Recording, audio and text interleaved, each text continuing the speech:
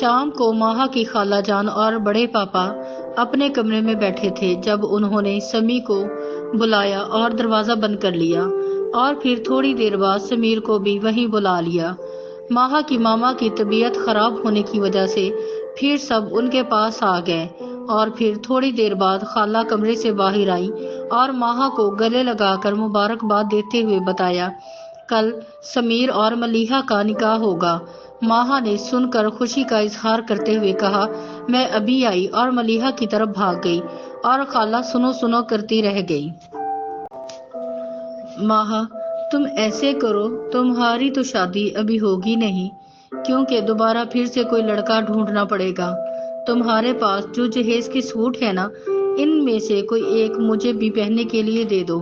بھابھی نے تنزیہ مشورے کے ساتھ ماہا سے کہا، جو ملیحہ کے نکاح کے لیے اپنا کوئی سوٹ نکال رہی تھی۔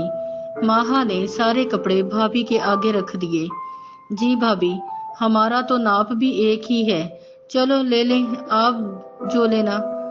کہتے ہوئے بھابھی نے 2 اچھے سوٹ نکال کر، اچھا ماہا، ایک تو تم نے کہہ دیا، ایک میں اپنی مرضی سے یہ لے لوں، مجھے پسند آیا۔ بھابھی نے لالچی ہوتے ہوئے کہا، جی بھابھی کوئی بات نہیں، آپ لے لو۔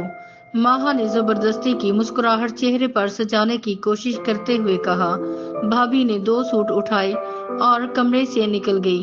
ماہا وہیں بیڈ پر بیٹھی اور آنکھیں بھگوئے اپنے مقدر کا جائزہ لینے لگی۔